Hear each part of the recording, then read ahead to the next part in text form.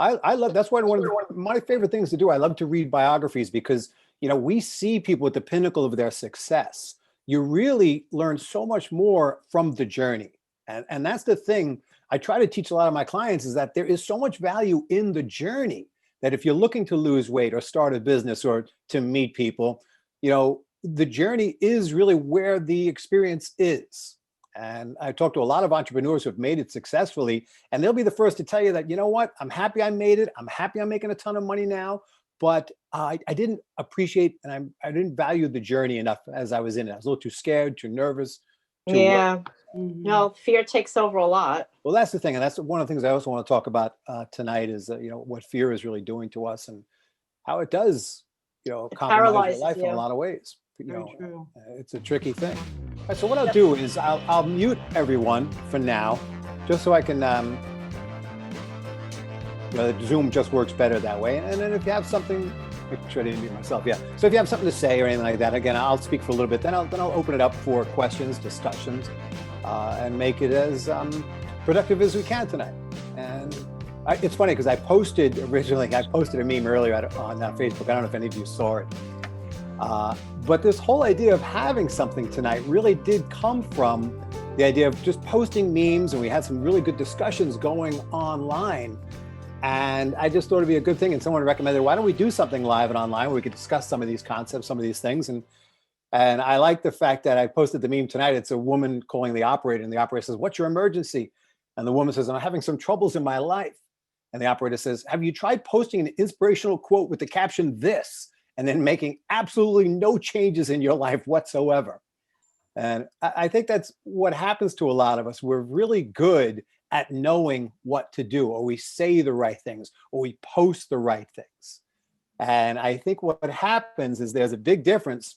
You're going to find out. I know a lot of people have clicked on it. I know many of you through interactions. I know some of you, I've worked with you. And many of you, will check that box that says, yes, I'm spiritual. And it's so interesting to find out how many spiritual people really aren't, or they're not as spiritual as they think they are, because, when push comes to shove, you find out if you're spiritual or not when you get knocked on your ass. Most people, if a friend of yours goes through difficulty or goes through a tough breakup, you're the first one to come there with the platitudes of, there are no coincidences. When one door closes, another opens. And I think we're earnest when we're telling people that. I think we're telling them because we kind of believe it. But when you get knocked on your ass, do you believe that there are no coincidences, that everything happens for an intended positive purpose? Do you believe that a breakup occurs so that a better door can open for you? And I'm not so sure, because I've been doing this for 19 years, and I have found that most people are very spiritual when it's easy to be so. And when you find out just how spiritual you are, you find out just how much you believe in things like the law of attraction, or how much you believe in energy when you're faced with a little difficulty yourself. So it looks like we got most people, or at least most people should have joined us by now, 7:04. A little bit about me. I'm not going to go on too much about me. I've been doing this. I've been a life coach, success coach, and a hypnotist for 19 years, a professional speaker. And I have a lot of experience helping people take their lives from where they are to where they'd like it to be. And I found a few things, but these are things that have worked for me.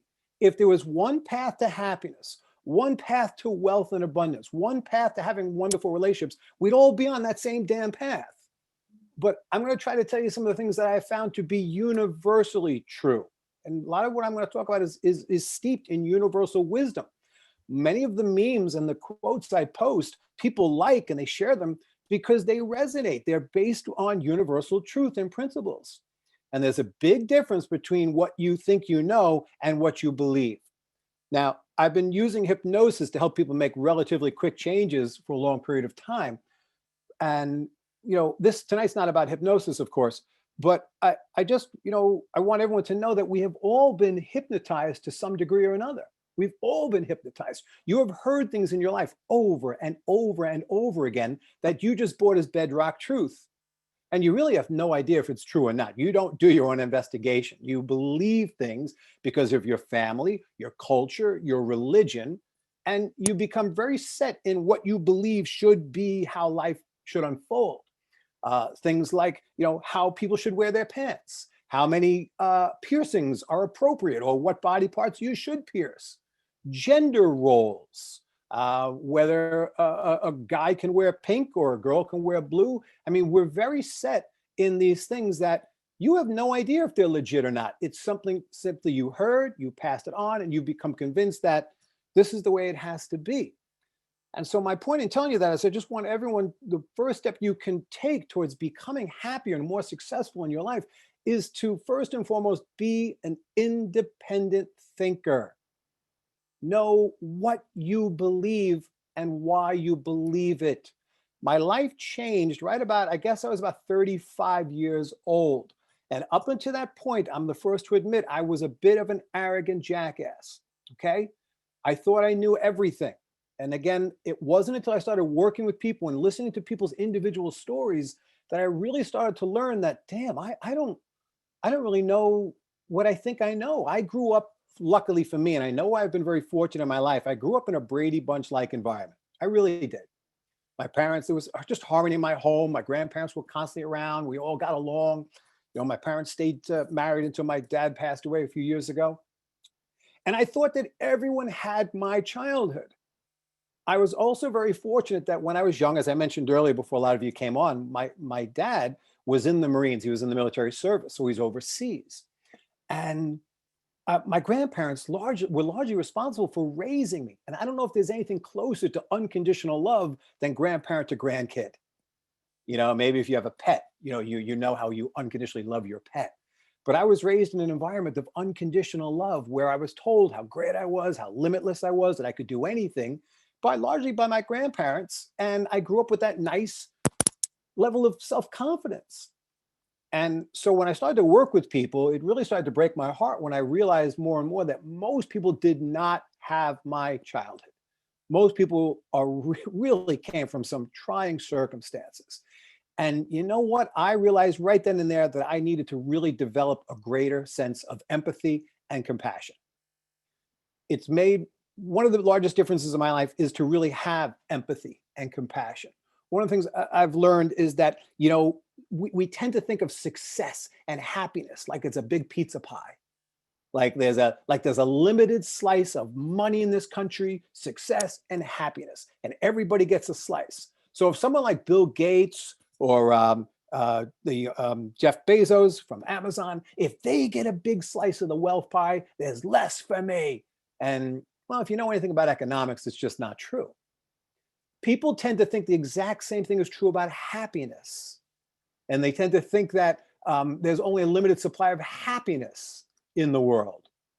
And so, if someone gets a greater number of happiness or success, even in your office, if someone has a great success where they bring in a good sale, what tends to happen is, you say on the surface, oh, I'm so happy for you. Good job. You brought in that sale. But deep down, you're always like, oh, God, Gloria always gets all the good business. Or Tom is always so lucky. He always steps in it. Instead of really appreciating the fact that, there's really the abundance mentality says that, when someone else is successful in something we're doing, it's good for us to be successful in that regards. And when you celebrate other people's wins and other people's successes, it really puts you in the spiritual alignment, the energetic alignment for abundance in your own life. It lets you recognize you're not living in a scarcity mentality. A scarcity mentality, you think everybody else is taking your happiness, everyone else is responsible for you being unhappy, everyone else is responsible for you not making enough money because they got it all. And when you start to really live with an abundance mentality, you start to really put off a charismatic, magnetic energy that brings into your life exactly what you want: health, wealth, and relationships. I've discovered, I want to tonight, I think I give 3 things and then I'll open up to questions and answers. But I've discovered a few things in life that I really have, I preach. And if you've worked with me, I apologize to the people that have, because some of this will be a little repetition for you. But the first thing you want to start to do on your journey to becoming successful, and successful is a broad ranging topic, it could be anything you want: healthy, wealthy, abundant, better relationships. The first thing is to know thyself. Really do an introspection of who you are. And I mentioned this already, what do you believe and why do you believe it? And when you start to know yourself, you should recognize a few basic truths. There has never been anyone else like you. There never will be. It's always fascinated me that no two people on the planet have the same fingerprints. I mention that to a lot of people. They never seem as fascinated as I am. But I find it really interesting, of 7 billion people, in past and present and beyond 7 billion, no two people have the same fingerprints. Well, I find that souls, and yes, I'm not a religious person. I don't have anything against organized religion. I just think that it often separates us more than unites us. I was not a religious or a spiritual person. I have become very spiritual. And in seeking my answers of what do I believe and why do I believe it, and in seeking to find truth, I found that there's an amazing number of books out there, sources, videos, that for me, again, nobody has to believe anything I ever believe, but for me, I have learned there's clearly more to life than meets the eye.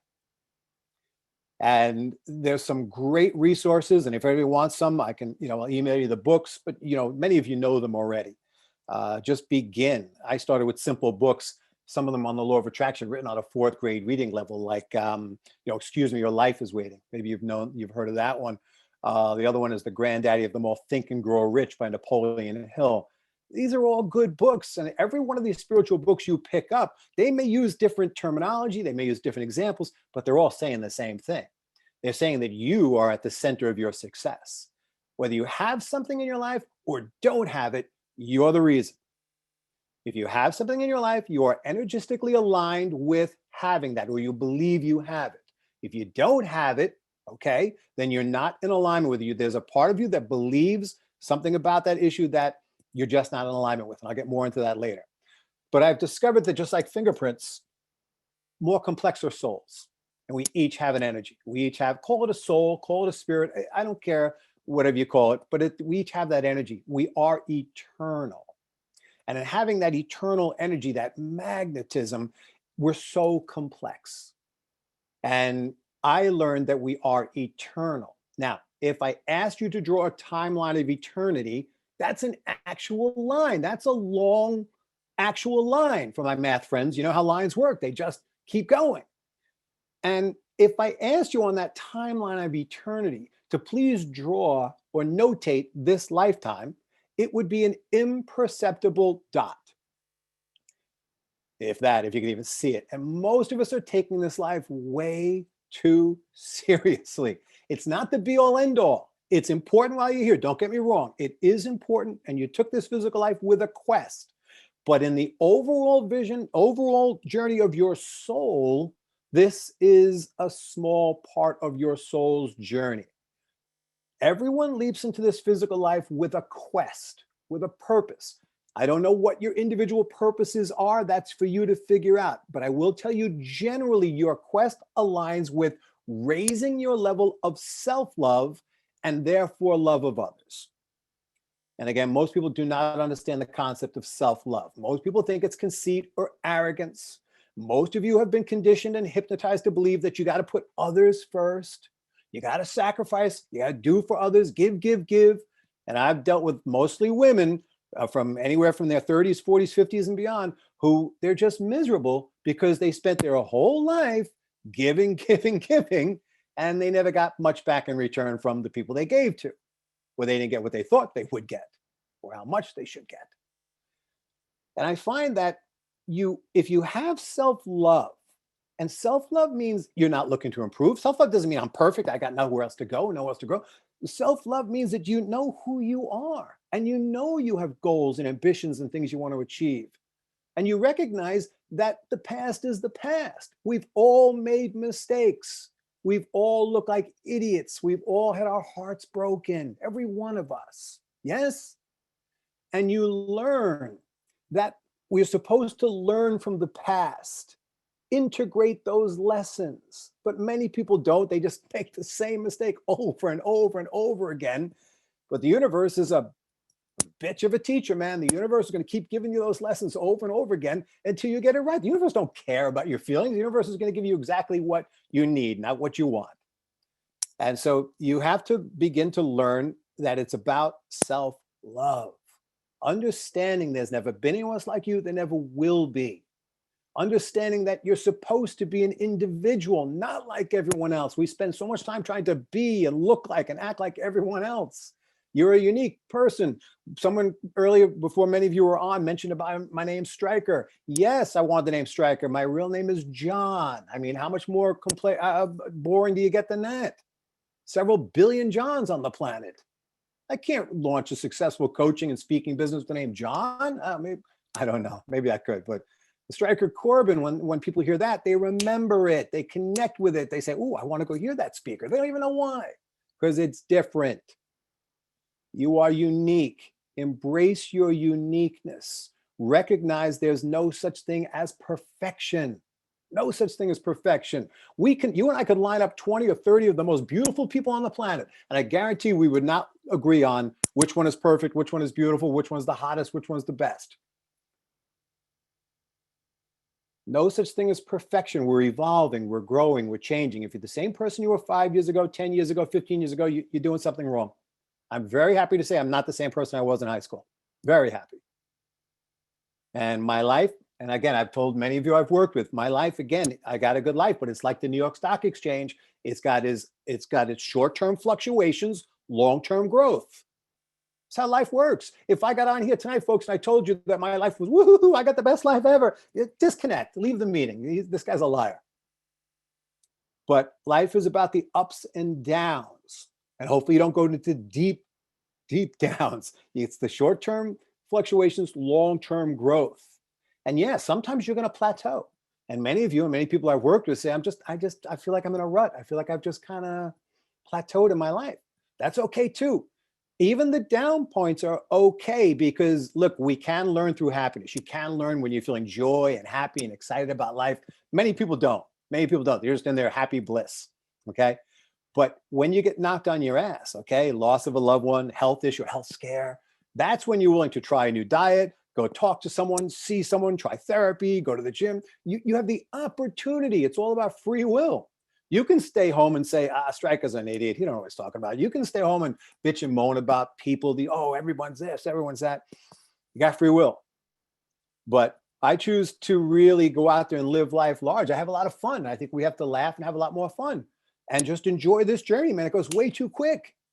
I mean, there's a lot of you similar to my age, maybe a little younger, but come on, man. It goes way too fast. Enjoy it. Be in the moment. The past is the past. It's done. The future is unwritten. It's unwritten. None of us are on a guideline where we know exactly what's going to happen and how your life is going to play out. The moment of power is the present moment. And how you think, feel, and act in this present moment determines where you will be in the near future, not too far distant future, and the far off future. Learn who you are. You are the writer, the director, and the actor of your life. Is it a good movie? Is it a good show? People want to watch it?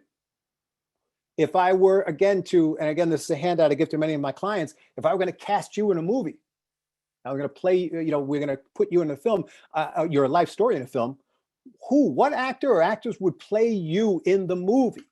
But don't get concerned about that, who plays you. What is the character they will be playing?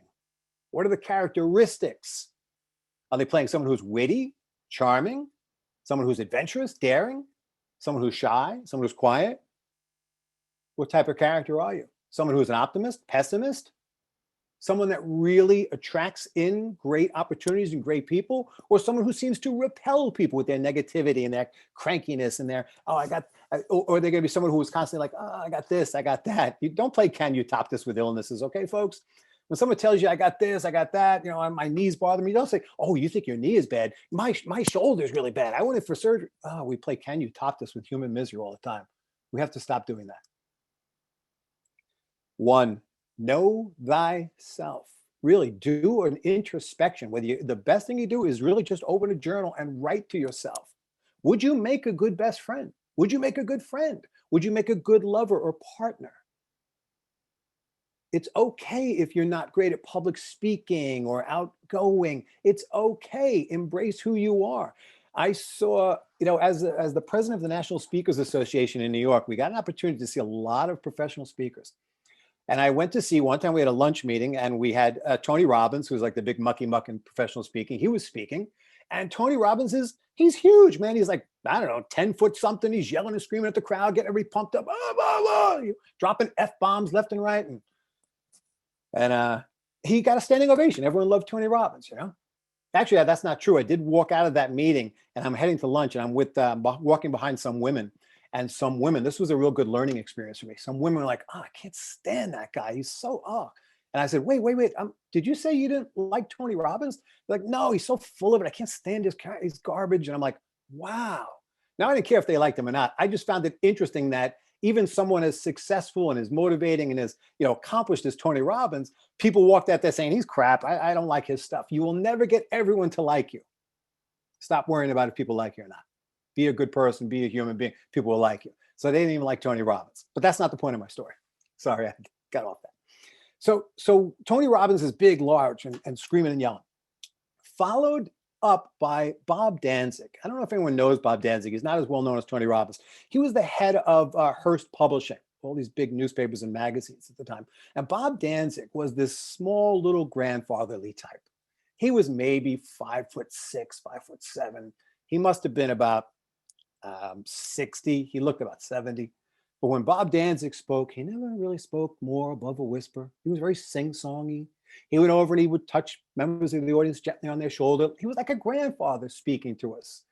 And he spoke in such a way that when he was done, he got a tremendous standing ovation. People loved him. He was phenomenal. Bob Danzig could not be Tony Robbins. He couldn't get up there, huge and yelling and screaming at the crowd, but he was himself. And by being himself, he connected with that audience in a way that if he had tried to be Tony Robbins, he wouldn't have been able to do. I'm not even sure Tony Robbins would be effective if he was speaking, quietly, sing-songy, like he's on a rocking chair talking to you on his front porch. Be you.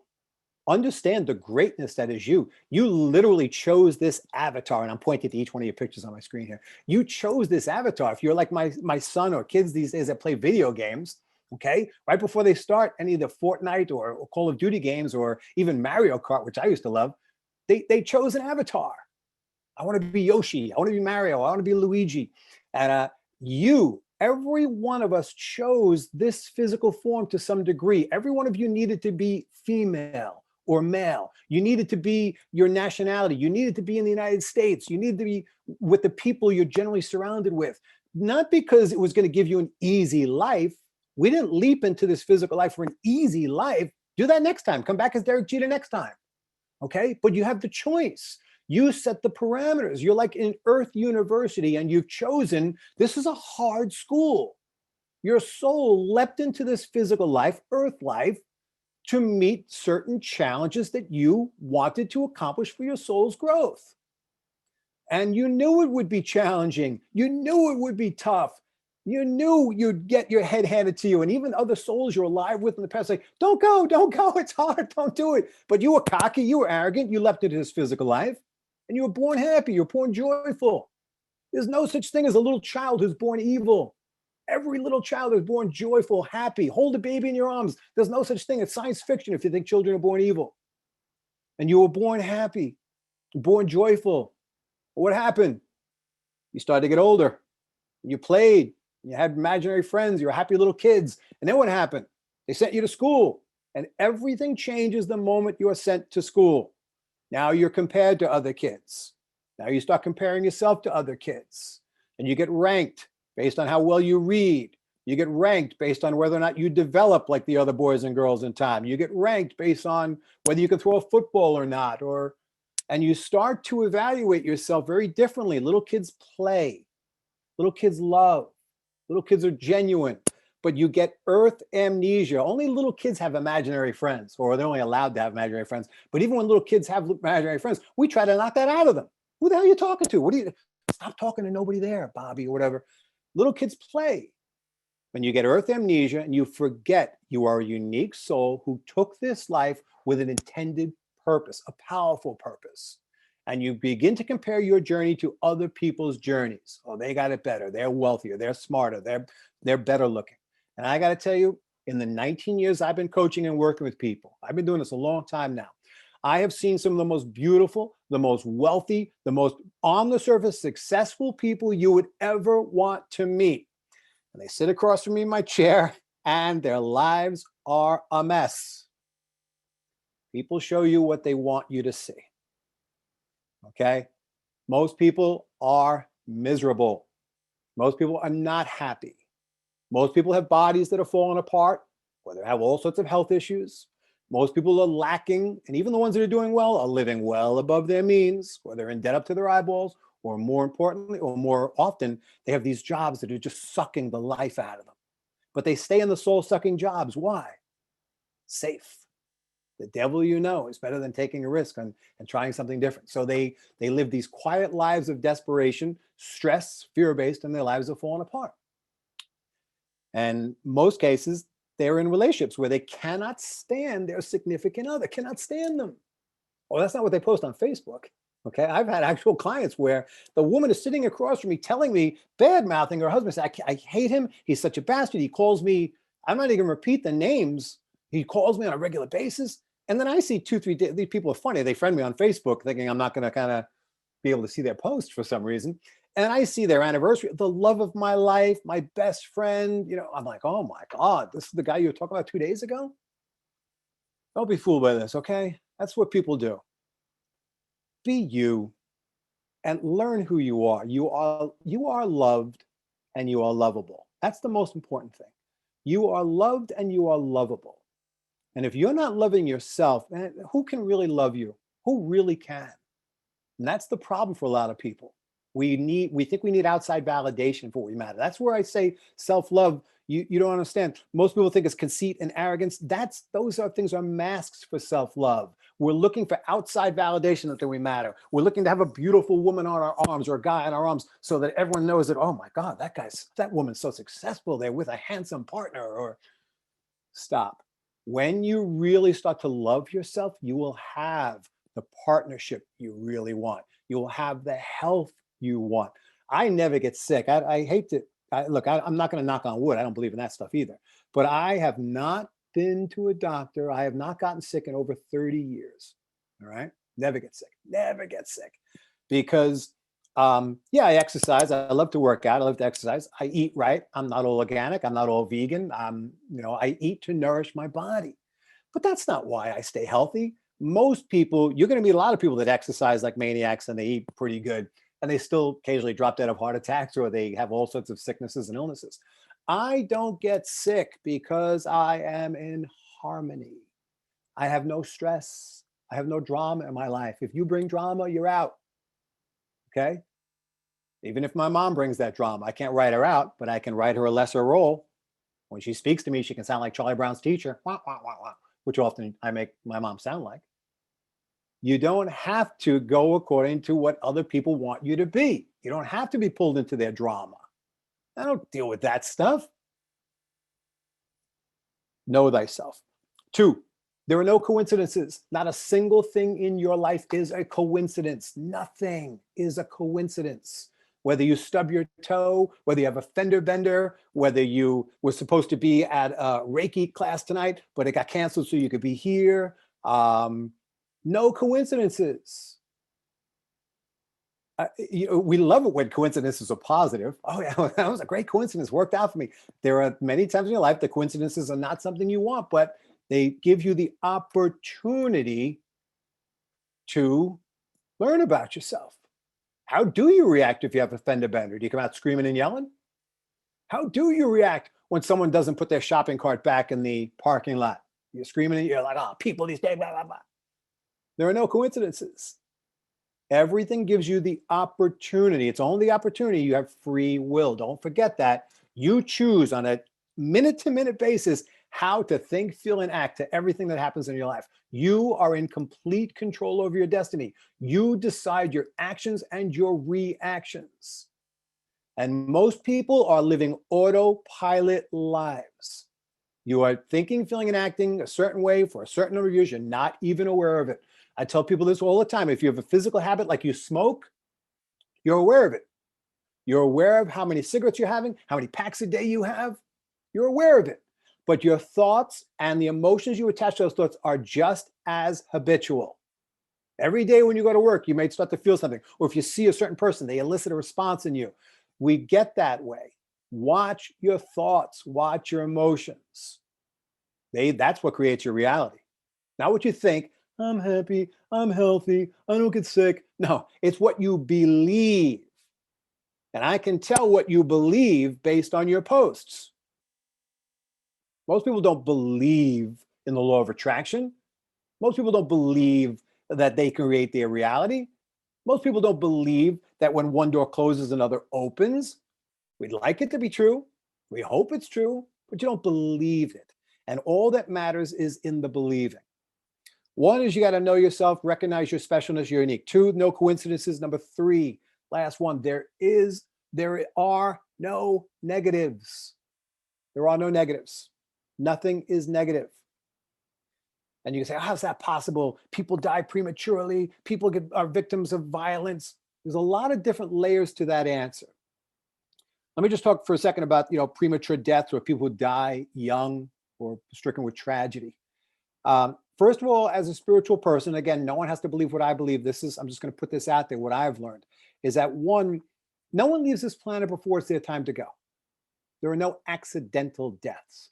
And the way we look at a young death or a young passing as a tragedy, and it is for us, we miss that person. But if you understood that you are eternal, okay, you don't really, many cultures, they celebrate death as a returning home, as a celebration. We see it as a finite ending. If you're a spiritual being and you believe we're eternal, and you're going back to the energy realm or heaven, nirvana, call it what you want, or even if you're just reconnecting to all that is, why are you so sad? Why are you so miserable? Why do we fear that so much? And you want to start to recognize there are no negatives. And you say, Stryker, that's ridiculous. A day like 9/11 is a terrible tragedy, terrible tragedy. And it is. I don't want stuff like that to happen. Many people lost loved ones. It is a tragedy. It's hurtful. But I'm going to tell you something. When we get knocked on our asses as a person, a society, a country, a globe, again, it gives you the opportunity to think, feel, and act differently. So on 9/11, when there's a tragedy in New York City and the rest of the world is like, and even the countries that don't historically like the United States say, oh my God, that's not right, that's wrong. But do you remember how everyone treated each other days and weeks following 9/11? We get it. We're all in this together. We are one.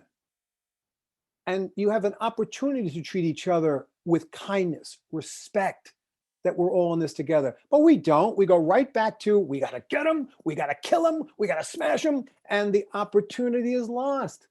But don't worry. I told you the universe is a brutal teacher. There'll be more lessons.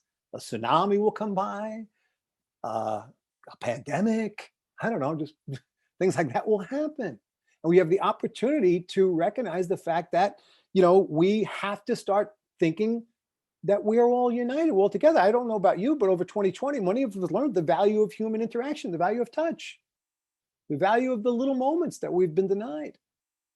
And it's important for you to understand that if you could look at any time in your life when there was a negative that happened to you, the universe gave you the opportunity to think, feel, and act in a different way. Did you take the positive road, or just you start saying, oh, I'm such a loser, no one's going to love me, I'm so dumb, I'm so bad at my job? And you have to really have the opportunity to reevaluate the fact that there's a purpose for everything that transpires in your life, and it's designed to get you to a higher level of awareness. The worst thing we're doing right now is we live in fear. We are so afraid. We're so afraid. People are afraid to live. And fear, look, up until about the 1960s, we had a lot of hate in this country. We still have hate, but I want to point out a few things. Most people are like, Stryker, you're a little Pollyanna. You tell us, go 48 hours out of negative thought. You put your head in the sand. You don't watch the news. And I'm really not. I'm very aware. But I also know history. I was a history teacher for 17 years. I have a master's in U.S. history and world history. And so I know history quite well. If you think the world today is in a worse place or in a worse condition than it was 20 years ago, 50 years ago, 100 years ago, 500 years ago, you just don't know history. You don't know history. We are now, do we have a ways to go? Yes. Are we getting better at eradicating hate and fears? Yes. But we are just simply more aware of things today. In the past, if something happened in China, we had no idea what was going on in China until maybe months later, if then. Now with the internet and the connectivity of us all, we are being bombarded with stuff constantly as to what's happening in the world. Fear is becoming insidious. In the past, hate was the thing we tried to eradicate. And we're doing a good job of hating. We've given rights to groups in this country that did not have rights. Women, this is the best time ever to be alive if you're a female or Hispanic or any minority. If you think if you're a female, if you're Hispanic, if you're a minority, if you're African American, and you think your great grandparents had a better life than you, think again. You don't know history. It's a great time to be alive. Yes, we have ups and downs. Right now, maybe a little bit down, but that's the way it goes. So, but in much of our lives, we eradicated hate, or we know that hate is wrong. The similar energy to hate, they're the same vibrational level, is fear. The problem we have with fear is that it's not being eradicated, it's being encouraged, it's being promoted as seen as valuable. Watch out for this. Don't talk that. Keep your kids from here. And we're scaring. I deal with a lot of 24, 25, 26-year-olds now, and they're scared shitless. These kids can't do anything. They got these helicopter moms who have done everything for them, and they're like, these kids can't function. They're on all sorts of drugs and medicine to kind of calm them down because we scared them witless. And you have to understand, fear is what's going to make you sick.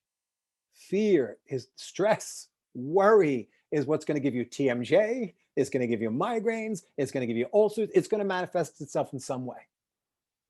And you want to find the way, and the best gift you can give yourself, I recommend you take fear and worry and you put it on a shelf for a designated period of time. Go big or go home. You got to be, one of my favorite quotes I tell everyone that comes to work with me is that, fortune favors the bold. You want something? Be bold, be daring, be creative, be witty. Go out there and make it happen. If you're going to let fear keep you from asking someone out, fear keep you from starting a business, fear keep you from trying new things. I know a lot of people that won't go to the gym because they're afraid of other people judging them at the gym. When I go to the gym all the time, I could give a crap about who's there and who's not there. Never look at someone who really needs to be there because they look physically out of shape or they're 300 pounds and say, oh, get the heck out of here. I'm happy they're there. It's amazing. We live in such fear of how we're being perceived or how we're being judged. Stop caring what other people think. They don't think that often. That's the other thing I learned too, is that as I got older, I realized that, I needed to stop judging people. I needed to stop judging people because it wasn't fair. I had no right to judge anyone. How dare I judge anyone based on what? I don't know you. But conversely, when I stopped judging other people and I recognized I had no right to judge other people, I began to recognize, wait, other people have no right to judge me. I'm doing the best I can. And I've made my share of mistakes. Oh my God, I've been an idiot, but I'm doing the best I can. And hopefully I've learned from my mistakes. Be an independent thinker. Think for yourself. There are no coincidences. There are no negatives. Move out of fear.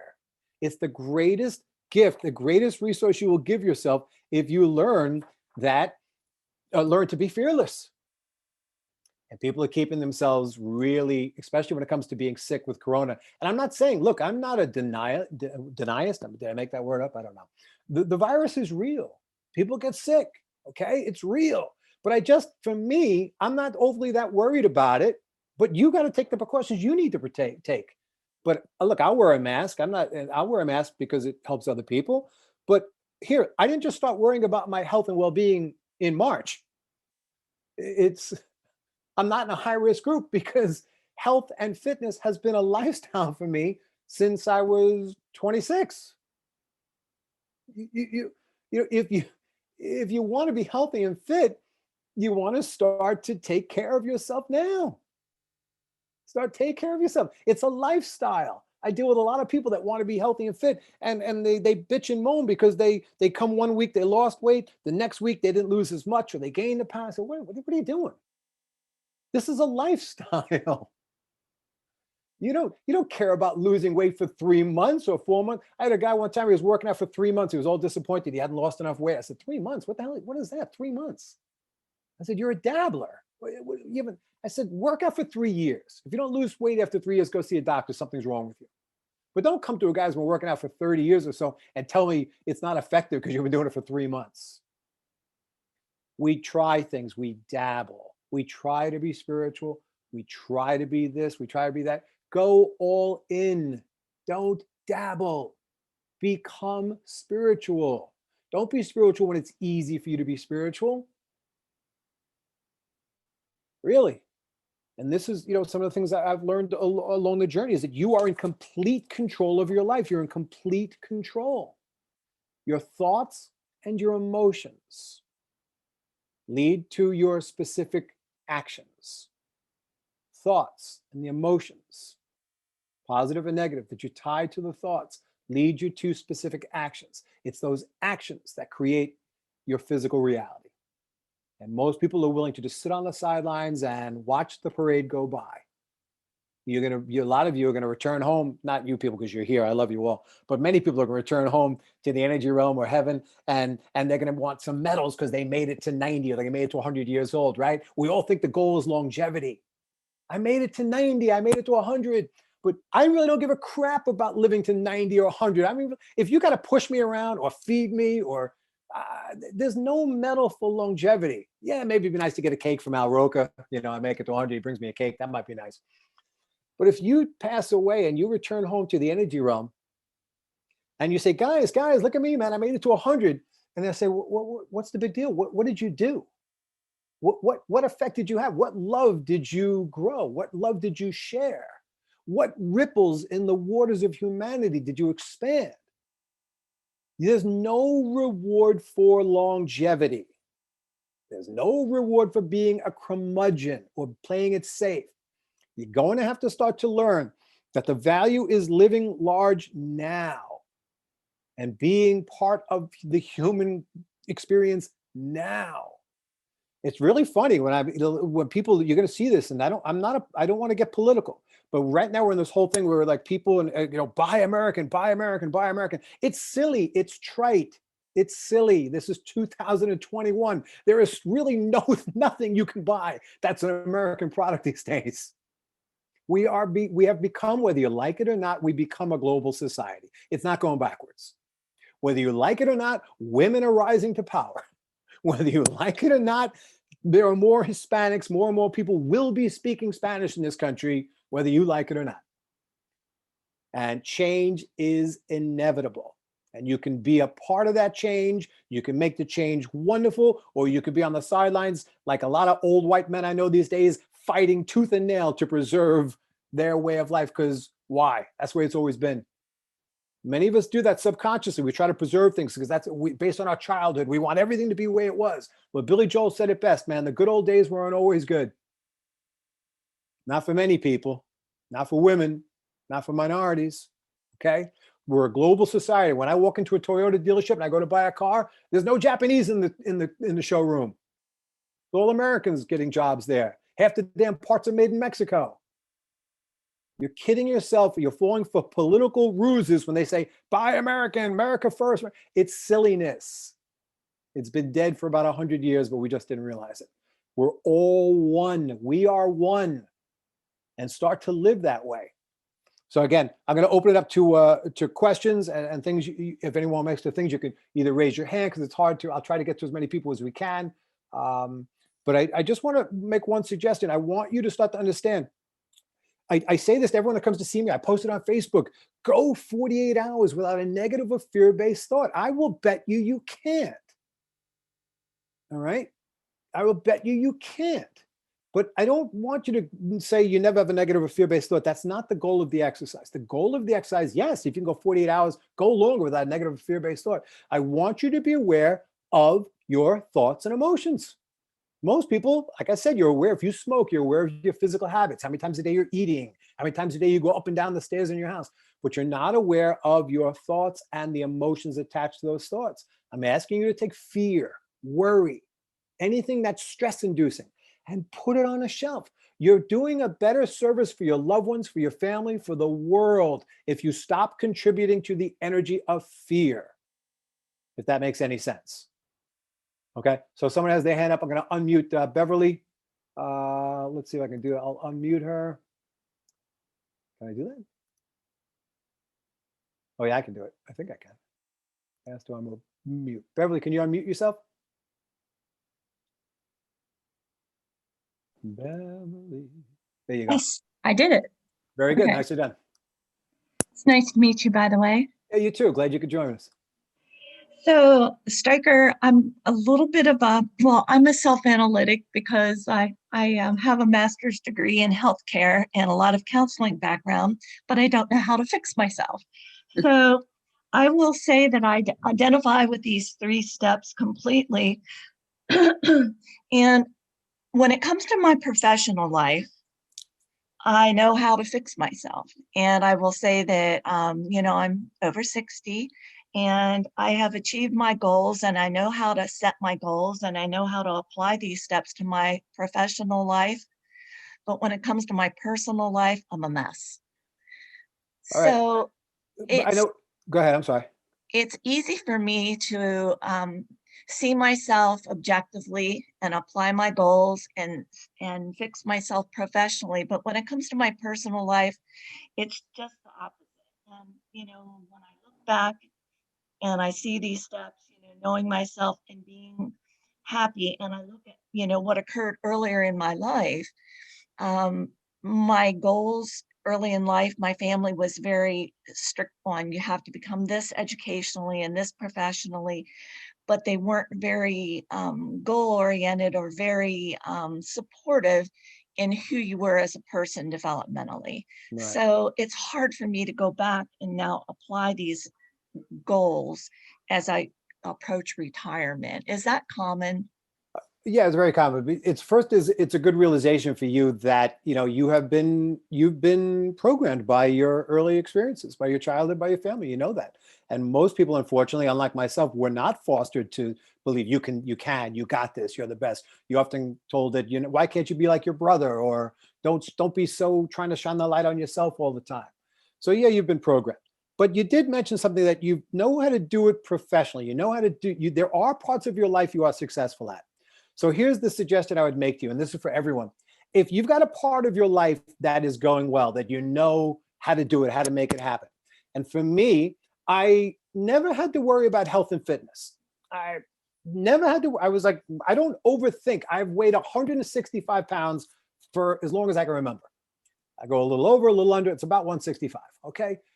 I don't overthink it. Exercise, eat right. For me, I'm like, where's the mystery? Okay, so I don't overthink that. Now, other areas of my life, one area was making money, was having a lot of money in my life. And my family my dad was Irish Catholic. And if you know anything about the Irish and the Catholic, it's 2 death knells against wealth. Okay, and so we were programmed that we lived in a scarcity mentality. And I read a book one time. I think it was in Secrets of the Millionaire Mind, I think. And even if it's not, that's still a good book to read, Secrets of the Millionaire Mind by T. Harv Eker. It said, if there's a part of your life in which you are succeeding in and doing well in, think about that area and what's your energy there? What's your mindset there? How do you feel when you think about that topic as compared to when you think about the one you're struggling in? And the one I was struggling in when money was like, oh, my dad never taught me about stocks. I don't know anything about investing. I got to work your ass off. And I moved out of the negative mindset that I don't know how to do this. My dad should have taught me this years ago.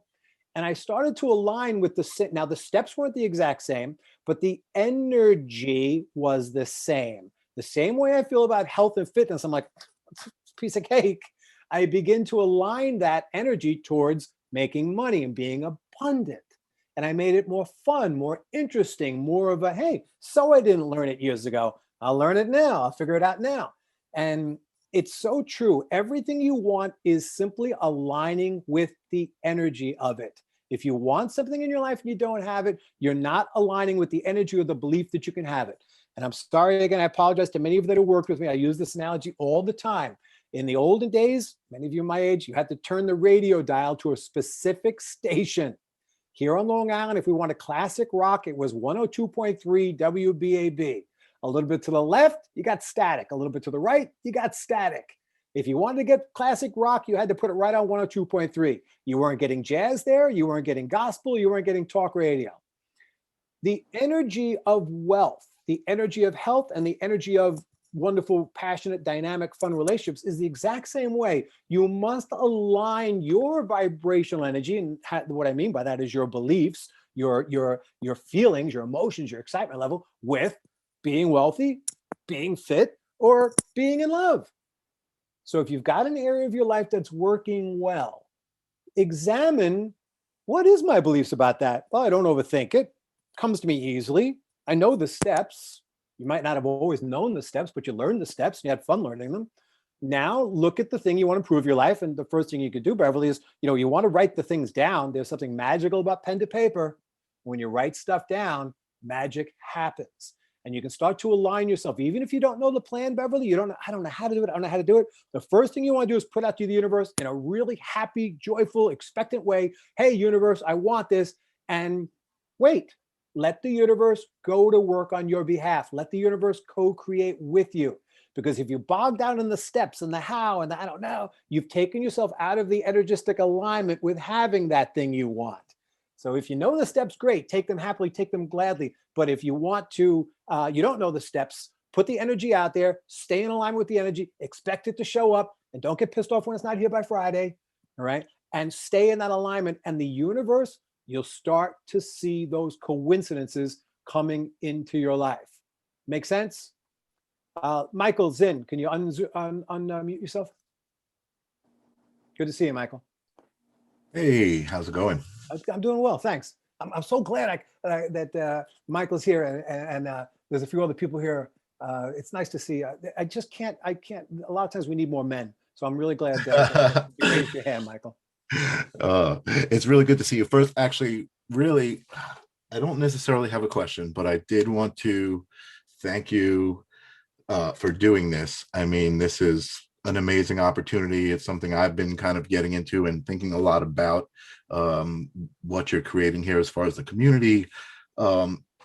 Everything that you're saying is amazingly spot on to everything that's been going on for me personally. As you were saying, number two, there are no coincidences. Tonight I was supposed to do a live broadcast. I'm friends with this guy. He is, I don't want to say who he is, but he's a son of a celebrity. He's got a little celebrity of himself, and we've been working. He just finished doing classes at a local wellness center. Every week we were doing a live broadcast, and he was doing in person the 13 laws of the universe, and he was amazing at doing this class, but he was not amazing at applying any of it. And for me, you were talking at the beginning how it's very easy to be spiritual when it's easy and kind of when it doesn't apply to you. And I see that. I'm very, very in tune with that. The biggest thing for me is seeing everybody around me really struggle with the basics, like life, and not struggling. And so I'm finding that my mission is kind of wanting to talk about this stuff and wanting to kind of do what you're doing. But I'm not really resonating with the way a lot of people are doing it, because I see a lot of people who I respect, people who are spiritual and have a lot of great things to say, but the approach is almost like, you need help and I can help you. And I'm not resonating with that. Anyway, it's just, I was supposed to go live with him. I was going to miss this, and then he canceled because he's having a really, really rough day. He's out in California right now. He's with his family and things are going great. But this was just exactly what I needed. So again, I started this with a thank you. I do want to connect with you. We've been talking kind of in real life about maybe connecting and doing some stuff, but I'm feeling definitely called to be doing some stuff like this, whether it be on the technical end or in front of the camera. I'm usually behind the camera. But this is really great. And I wanted to thank you. And Good. I appreciate that, Michael. I really do. That really is a charge for all of us. I would like, Michael, first of all, if something's not resonating with you, I was at a speaker meeting one time when a kid said, a young man stood up, he said, I want to be the next Dr. Phil. And the panel there said, hey, look, Dr. Phil's already taken. Go be the best Michael Zinn you can be. So find your way of doing it. If the tried and true ways of doing this are not resonating with you, it means it's time for you to open up a new avenue and open up a new boulevard for yourself. And that's where the visionaries come in. That's where the people, the people who make a difference in our society are the ones who get new ways of reaching people or bringing us together. So yeah, you'll find your path. And the thing is, don't get frustrated, just continue. And that's a charge for everyone here. Really, let's all watch our posts in social media. Let's all watch our interactions with one another, whether they're strangers. We got that voice inside your head. A suggestion I would make to all of you is imagine everyone you meet can hear what you're thinking. Imagine everyone you meet. You're not going to say it as you pass them by in a grocery store, whether you drive by them. Imagine everyone can hear you. And some of you are laughing because you think of some pretty creepy things, I guess. But imagine people can hear you. Would they be connected to you? Would they feel enamored by you? Would they feel they want to be your friend? Or would they feel, put off by what you're thinking? Watch your thoughts, because I believe that energy is real. I believe in the old science fiction movies. If they jump ahead in the future, we don't even communicate with voices. We just kind of, we telepathically communicate with one another. I do think there is an energy that people feel your energy. So watch your energy in how you connect with others. I think that's a big thing. Monica, you want to unmute? Okay. Hi. Nice to meet you in person, Stryker.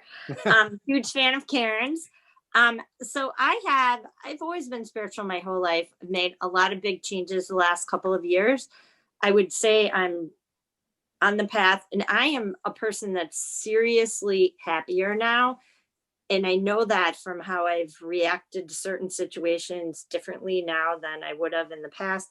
And people have commented on that to me, but it still doesn't change the fact that there are challenges. Like recently I had to really speak my truth about a romantic relationship that I was in, at which I knew I needed to do, and I did it. And I felt better, but then I felt totally shitty and then back and forth.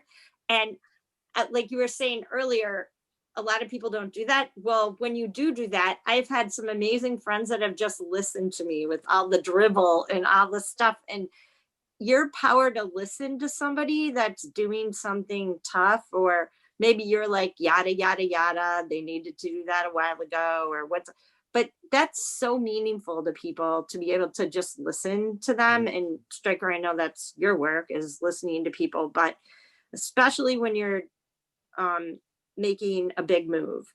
Then I just had two other points. When I've looked around, my house lately and some different things where me and my kids have moved several times. Like, I can't believe the power of small steps and how the momentum of that, like, I just realized that the other day when I had to organize some things for the new year. Like, oh my gosh, like, I did this small thing, I did this small thing, we now have this new routine, blah, blah. So like people, like if you think about health and fitness, like your friend wants to lose a bunch of weight or do whatever, the power of small steps is huge. Mm-hmm. And it really does build. And the funny thing is, you don't really notice it. Like, cause you're just living it. You're like, okay, I cut up a cucumber every day, or now I do this. Like, didn't make a whole huge overhaul of anything, right. Just some small stuff. And those small steps really do add up. That's the key, especially when you talk about health and fitness. The key, fitness, or even relationships, like make a new friend or new activity. Like, even if you're looking to, like the woman that wanted to make more relationships or whatever, like make a new friend, join a new club, just like some like small stuff is seriously big. Yeah, you're going to find also, when you start to change and grow spiritually, when you raise your vibrational level. And again, here's one of the secrets to my success is that I do not like to think, feel, and act like most people. If I find myself in the majority, I often get a little nervous because I find that people in the majority is lazy thinking. You're letting some other group or some kind of, okay, that's what we're all doing. Let me think, feel, and act Right. that way. So what you want, I don't like thinking like other people. And that doesn't mean I don't agree with the majority, but I definitely do a little self-check to make sure that, all right, is this truly what I believe, or am I just taking what's easiest? And often, a lot of times people think they can solve some pretty incredible issues like immigration and all sorts of stuff in a 6-second video or a stagnant meme. So I get nervous when I think, feel, and act like other people. You'll begin to notice when you think differently than other people and you raise your vibrational level, you're going to find that you might lose some of your old friends. You know, Right. Like you have to change. I recently told my kids, so we're not worried about COVID either. It drives me nuts. People are like, oh my God, stay safe, stay well, or whatever. And I'm like, we are fine. We are healthy, knock on wood. I'm like, why don't you just say, great to see you? Thanks for stopping by. Like, I'm like, you know what, Monica, I I've also, but even I'm not concerned with COVID for myself, but even when I do see people, I do say stay well. However, I think it's just become part of our vernacular today. right. But it's amazing how people are like, stay safe, be well. Like you're not going to be well. You know, I'm like, But it say also, something else. That's kind that of also positive. reminds me, Monica, of like my uncle was alive, my Uncle Martin. I loved him dearly. He was one of the kindest, nicest, most gregarious guys on the planet. But he always took exception when if you held the door open for him or someone said, thank you, and the kid or a teenager would say, no problem, instead of you're welcome. He used to bug out. I was like, you should say no, you're welcome. I was like, I said, the intent is the same. Who gives a crap? We get so bogged down by whether people give the appropriate response or whether the intention is generous. The intention is you're welcome. And we get bogged down sometimes on things. And that's why, Monica, even subconsciously to you, if someone says to you, stay well, something like, immediately your energy is shifting because you're starting to resent that from someone, or you're starting to feel like, oh, guys, can't we all just move past this Corona shit? Can't we all be, so watch that too. That's a dangerous thing. It's so easy to do, to get bogged down into thinking, well, here I am, not worried about COVID here, but you're letting some irritations about it still permeate your life. And that's an important thing. We got to just kind of be mindful as well. And people just say, people say all sorts of stuff all day long. And most times it's just like, people get pissed off when they say, how you doing? Do people really want to know how you're doing? No, but they're just being kind and friendly. Right. But it's, yeah. Good. Yeah. Let me go to who was there? Doreen. How about Doreen? You want to say something? Hello. Hi. So I'm happy to be here. I'm happy to hear you speak, Stryker. I've really been following some of your posts recently. It's really cool to connect. I just wanted to say hello to everybody. I'm a holistic health coach, wellness coach. I have a concentration on self-empowerment. So, I really align with all that, has been shared tonight so wonderfully. Awesome. And I just wanted to mention about how I was thinking all day about how to pay attention to the thoughts, like you were saying, pay attention to your thoughts and what you're feeling, because that's what's putting you in alignment in the direction that you want to go in your life. So, for me, that's really big. I think it's really something that's been kind of like making things a little more challenging for me, just my mind taking over. And so I'm practicing that. That's an important thing. I mean, that's really being aware of your thoughts is, it's so funny. If you drank, if you were drinking bourbon all day long, you would realize how detrimental that is to you. You would realize that's really not good for your body to be drinking, smoking, and, putting these toxic things into your body. But I think we don't recognize how powerful our thoughts are. That is the same thing. You might as well just be swallowing cancer tablets if you're going to allow negativity and fear and stress to ruminate in your mind. And I think we're a bit lax with that. And so that's one of the big advantages when I tell people to be focused on your thoughts and emotions. It's not a joke. It's not a throwaway. It's really how you create your reality. I think I posted a meme the other day that says thoughts become things. It's what we think about, what we focus on and give our attention to, it becomes. What you focus on expands. If you think the world sucks and then you die, I can't argue with you. You'll find all the evidence to prove your point. If you think people drive like maniacs, guess what you're going to see the whole time on the long expressway? People driving like maniacs. But no, the vast majority of people drive fine. The vast majority of people are good people. It's one or two people driving like nuts on the expressway, and you say everybody drives like an idiot. That's not true, okay? And we want to watch those thoughts because they literally determine the quality of your life, much, much more so than often your physical habits do. So that's a good thing, is to be in control of those thoughts. I'm glad. For me, it's like being in control of where I'm going next, what I'm doing next. I'm in an entrepreneurial state right now. I'm building my business, and I'm taking steps outside the box of taking risks of doing things that I don't normally usually do, that I want to become normally what I do. It's like I'm really embarking on my life's path with my work as a wellness coach and as an artist. So it's exciting, but yet, it's like that inner stuff that goes on inside of you that tells you, the view of the possibilities. I'm saying? Like, I believe in limitless possibility. I'm an optimist and I'm a creator. So, my actions really reside in that creation, and, that's, why I focus on self-empowerment. I like to help people to see, where they are in this present moment and where they want to be going forward, so that they can design their steps, they map it out. And that's what, I'm working on, developing how I want to, be able to do that with people. Beautiful. On a one-to-one basis and in a community. So I have a community on Facebook. It's a women's empowerment group. It's a private group. And I'm like actually going live there now. I'm having guest speakers. It's really exciting.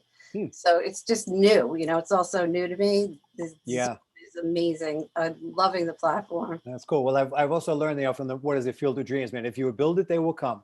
So, that's get out there, build your community, connect. So that's my message for everyone here is, if you want something to happen, just, think about like how it can and start building it. That's the thing. You have to. That's the thing. You want to continue to focus on what you want. Build it. You got and it's not always going to be a successful straight path. It's all over the place when you want to build something. That's what happens. Hey, I'm seeing something. It just says iPhone over here. So you got your hand up, iPhone. I don't know who that is. Let me. I'll ask you to unmute. It just says iPhone. Did you see my message to unmute iPhone?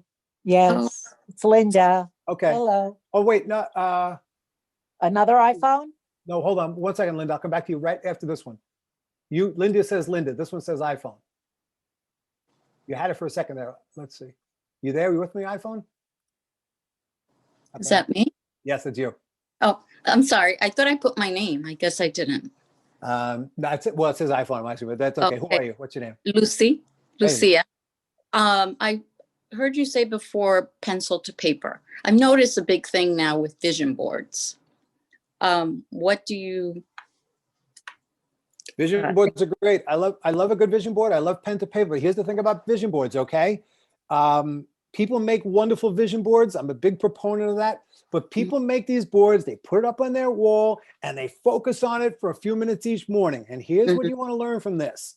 You focus on your vision board, or you go to your yoga class, or you meditate, and you feel wonderful for 15 minutes. But you forget there are another 23 hours and 45 minutes of the day that your thoughts are garbage. And it's not, the universe doesn't stop hearing your thoughts simply because you took your attention off the vision board. So the vision boards are great. They're focusing there, but you've got to align with the energy of having that stuff. People think they can meditate and do it for 15 minutes and they're all set, and they're not. I just asked because I hear that a lot now with the vision boards and the pencil to paper, and it's everything you said. I totally agree with. I've had my share of situations, I guess. I lost my son 8 years ago to cancer. So that was a little hard. That but, is rough. You know, I thought to myself, well, either you make it or you break. I decided to make it instead of break, because at the end of the day, what is the purpose of anything? Right. So I'm pretty good with the health, pretty good with my job and stuff. But like you said, there's certain areas that I'm okay, and certain areas that I kind of feel like they slip away. Like I can't grasp, you know, whether it's financially or even health. Sometimes you kind of like forget because you get so caught up in so much. Well, look, Lucia, that's the thing. That's the journey. Okay. There is no done moment for any of us. We're never going to get done. We're constantly evolving, constantly growing. Change is inevitable. The moment you master something, there's something else that's going to come into your existence that the universe wants you to focus on and grow. It's going to happen. But let me tell you, the pen and paper is important because I love the George Harrison line. If you don't know where you're going, any road will get you there. And pen to paper starts to give you a focus. It starts to really let the universe and you know what you're focusing on. So if you write that down and you focus on it, you'll see that you start to manifest the opportunities to bring that stuff into your life. And that's what happens. Hey, before we start, let's go to Linda, who I cut off before, and then we'll take 2 more questions and then we'll let you guys go about your lives. Is that fair? Yes. All right, good. Linda, how are you? Oh, fantastic. Oh, good. I really, really want to thank you. I got so much out of this. You know, for the most part, I'm a very positive person, but I have a 97-and-a-half-year-old mother that is very fear-based. And I'm the oldest of 6 siblings. So I'm kind of like right now, just kind of looking at all my siblings and myself and saying it's kind of like a push-pull with her. Right. She, you know, she's very, very fear-based. I mean, every day I talk to her a couple of times a day, and it's difficult because I want to be positive. I want to be full of love. I want to be full of high energy. And after I talk to her, I just shake my head and I go, boy, I have to work a lot harder because I feel like her energy is I'm so connected to her. I'll put it to you that way. I love her so much and I'm so connected to her. She's my best friend, but her whole life, her whole childhood was based on fear. She lost all her siblings tragically. Right. So what I'm kind of working on right now is, like, for instance, one of the themes is all relationships suck. You know, get on with your life, Linda. Don't worry about a man. Just, you know, and I don't feel that way. You know, I feel like I want to have a husband, you know, someone who is of like mind, or we're growing together spiritually. And she's like, not a good idea. Linda, that's the problem we all have. Look, you cannot control anyone else. You cannot control how anyone else thinks, feels, and acts. And if you do so, you try to do so, you're going to make yourself nuts. And again, that's the whole thing is when you know something to be true. Look, if you told me, man, you are a beautiful African-American man, I'd look at you like, what are you talking about? It wouldn't register with me. I'd be like, this person's obviously out of touch. But so when you know you're going to meet someone, when you know it's easy to make money, when you know you're all about health and fitness, and someone tries to approach you with something fear-based, it has no effect upon you. If you got self-doubt and self-worries, you say, well, maybe I'm not doing the right thing. Maybe I'm not going to meet a man. Maybe I'm not. You let those people prick away at you. And you got to get rid of those little pricks. And don't let that stuff happen. And that's when you know that's when you know your beliefs, if they're really your beliefs or not. And you don't need other people to validate your beliefs. Your mom is 90 something. You ain't changing her, Linda. You're not changing that woman. And any attempt to do so is just kind of silly and it's going to make you frustrated. So laugh at her things, make her sound like Charlie Brown's teacher if you have to, or just kind of come up with a way in which you turn her around, make her laugh. You know, when my daughter Megan was a little kid, the worst thing we ever did to our kids was give them timeouts. They had to go on the steps for 5 minutes, you know? And we put Megan in timeout. She was a stubborn little kid and she would sit there on the steps yelling and screaming, I hate you. You're the worst. I hate you. You're the, you know, and then I'd be like, yep, I am the worst, man. You got the worst father in the world. I mean, I feel bad for you having a father as horrible as I am. And she quickly learned that all the ranting and raving she was doing to me wasn't getting to me. She couldn't hurt me. And you know what she did after her screaming? She sat there quietly for the rest of the 4 minutes, what was left. And eventually when time was up, she could go. But you're not getting under my skin. You're not going to scare me by saying, oh, Stryker, you better go you just turned 50. You better get a colonoscopy. Stryker, you should be on this and that. You're not going to scare me. That's Go funny. get your colonoscopy. Go get the stuff done. That has no bearing upon my life. You do you. And I'm not saying don't get colonoscopies. Don't misunderstand me, folks. Okay? I'm healthy. I know how to stay healthy and fit. You got to do what you need to do to stay healthy and fit. But I'm not scared. I'm not worried. So I don't let fear that I am not worried about the sky falling. I'm not worrying about this country falling apart. It's not happening. There was always going to be some destructive force to our way of life. Radio was going to ruin us. TV, the Beatles were going to ruin us. Video games is going to ruin us. Oh my God, knock it off, people. Nothing's going to ruin us. We're going to be okay. Crystal, you got something? I'm going to ask you, Crystal, and then we'll call it. We'll say goodnight, and we'll get out of here. Maybe we'll do this again. Everybody wants. Okay, thanks, Stryker. This is really, really good. A lot of the stuff you said I really resonate with. At first, I was like, there are no negatives. It's like, seriously? But then, if you flip it or you start to look at it, yes. So I guess my question is that, are there any techniques that help me recognize sometimes that I'm going into this quagmire? Because it's, Linda and I have the same mother, it's like my mom was like that too, and it took me 45 years to when she would say something, I would say, I forgot what movie, but one of the characters said, I got it and I'm gone. It took me that long to get through, the things that she said.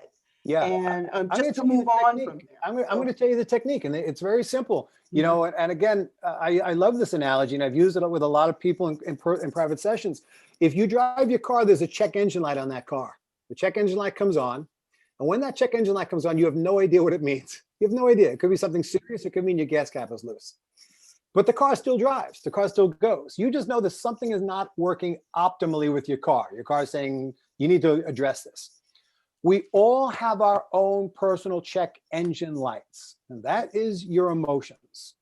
Your emotions. When you're feeling happy, joyful, optimistic, passionate, excited, when you're laughing, you are doing everything in alignment for creating the life you desire. When you feel nervous, tense, fear-based, angry, hateful, your check engine light is blaring, and it lets you know that, hey, you can continue to drive this car. You can continue to live your life the way you are right now, but you're not doing it optimally. Something is wrong. So the way you know if you're on path or not is does it make your soul feel alive? Does it make you feel like you're having fun? Do you laugh? You can't be up 24/7. Don't get me wrong, folks. I'm not like that.